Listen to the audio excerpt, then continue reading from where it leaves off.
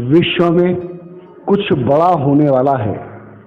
प्रियजनों, आजकल स्पष्ट संकेत मिल रहे हैं और भविष्यवाणियों का वचन है तथा और भी तमाम लोगों का यह कहना है जो जानकार हैं कि विश्व में कुछ बहुत बड़ा होने वाला है। एक तरह से यह स्पष्ट है, समझ में आने वाला है, वैज्ञानिक सत्य भी है, क्योंकि जनसंख्या नियंत्रण एक तथ्य है। इसके साथ ही परिवर्तन दूसरा बहुत बड़ा सत्य है। इसके अतिरिक्त यह कलयुग है और कलयुग में उतार चढ़ाव बहुत तीव्र गति से होता है। अतः समय पुकार कर कह रहा है कुछ बड़ा होने वाला है, जिसका आरंभ भी हो चुका है। आज समय अर्थात मौसम का चक्र बिल्कुल बदल चुका है। देखो, विश्व में कितनी जगह है जल प्लावन की स्थिति आ गई है।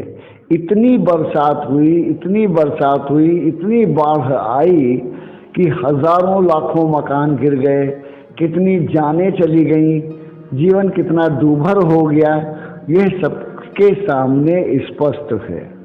इसी तरह ध्यान देने की बात है, हंसी की बात नहीं है कि इस बार का रावण जो बुराइयों का प्रतीक होता है, नकारात्मक ऊर्जा का स्रोत होता है, हर वर्ष जिसका दहन किया जाता है, उसके दहन से सक्रिय नेगेटिव नकारात्मक ऊर्जा का नाश होता है और धनात्मक अर्थात अच्छी ऊर्जा का प्रसार होता है।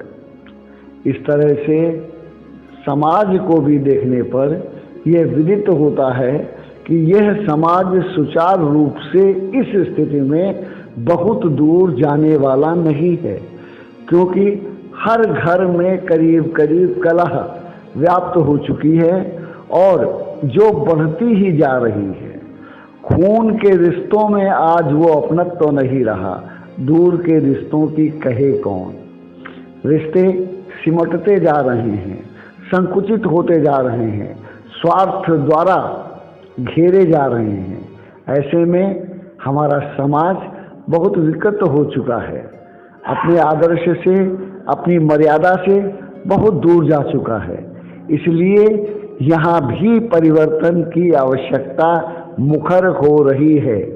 इसके साथ देश में हर प्रांत, राज्य, खाली भारत नहीं, विश्व के प्रत्येक राष्ट्र में यही स्थिति है कि आपस के राज्यों में टकराव हो रहा है और ये टकराव अति गंभीर होता जा रहा है।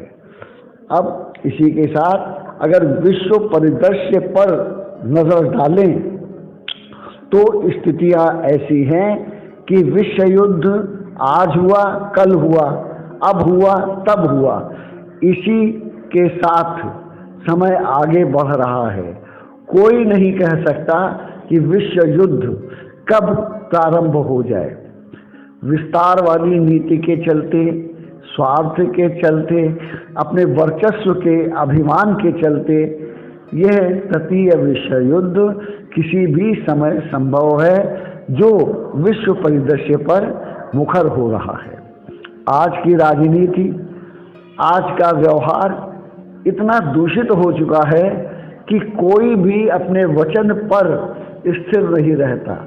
पल पल पर एग्रीमेंट, समझौते बदल रहे हैं, उनकी अवमानना हो रही है। विश्व संयुक्त राष्ट्र संघ निष्क्रिय सा है, उसकी कोई नहीं सुनता। जो बलवान है, जो बड़े देश हैं, वो अपनी मनमानी सरेआम कर रहे हैं और कहते हैं कि हाँ हम करते रहेंगे, जिसको जो करना हो कर ले। अर्थात सार्वभौमिक नियमों को, वचनों को, संधियों को भी वो कुछ महत्व नहीं दे रहे हैं। ऐसे में जो घर घर से लड़खड़ाता विश्व है, विश्व स्तर तक लड़खड़ा रहा है, यह ऐसे में कितनी दूर जा पाएगा। और वैसे भी जो हमारा तापमान धरती का बढ़ रहा है, वह भी समुद्र के स्तर को बढ़ाकर हमारे विश्व के कई प्रमुख शहरों को, एक बहुत बड़े भूभाग को निगलने के लिए तत्पर है। इसी के साथ हिमयुग का जो चक्र होता है, अर्थात समय चक्र में हिमयुग का जो समय होता है, वो भी चल रहा है। अब कभी भी हिमयुग आ सकता है। यह तो प्राकृतिक आपदा है। अब मानवगत आपदाएं कम नहीं हैं। जैविक हथियार, रासायनिक हथियार और पारंपरिक हथियार, अद्भुत मिसाइलें, परमाणु बम, हाइड्रोजन बम, आखिर इन सब के जखीरों का मतलब क्या है? इनका आखिर होगा क्या? ये सब विनाश की कहानी ही तो लिखेंगे, क्योंकि ये सब विनाश के ही संसाधन हैं। इनसे ना प्रेम बढ़ेगा, ना मानवता का कल्याण होगा। एक दिन जब होगा तब विनाश ही होगा, क्योंकि ये बने ही विनाश के लिए है। ऐसे में कुछ बड़ा होने वाला है, स्पष्ट है, और एक तरह से उसका प्रारंभ हो चुका है। वह बहुत बड़ा कितना विभत्स होगा, कितना भयानक होगा, कितना काला होगा, इसकी कल्पना भी मानव अभी नहीं कर पा रहा है।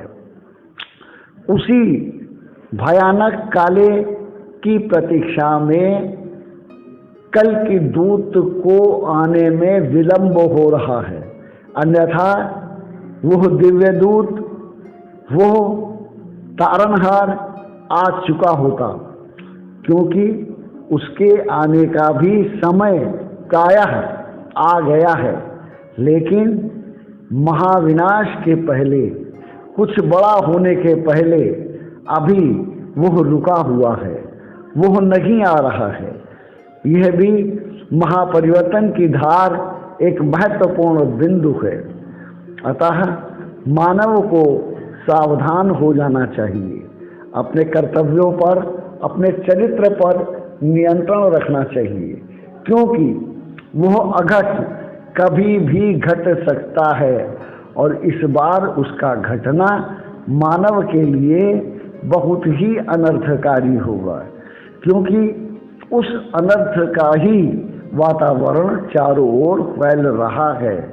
प्रियजनों, हम जो ये कह रहे हैं, इसमें कई सत्य, वैज्ञानिक सत्य, समय का सत्य, युग चेतना का सत्य सब निहित है। यह व्यर्थ की बकवास नहीं, एक चेतावनी है, और इस चेतावनी को सुनकर हम सबको सजग हो जाना चाहिए, सचेत हो जाना चाहिए, जिससे हम अपने जीवन को, भविष्य को कुछ ना कुछ नियंत्रण अवश्य कर सकते हैं।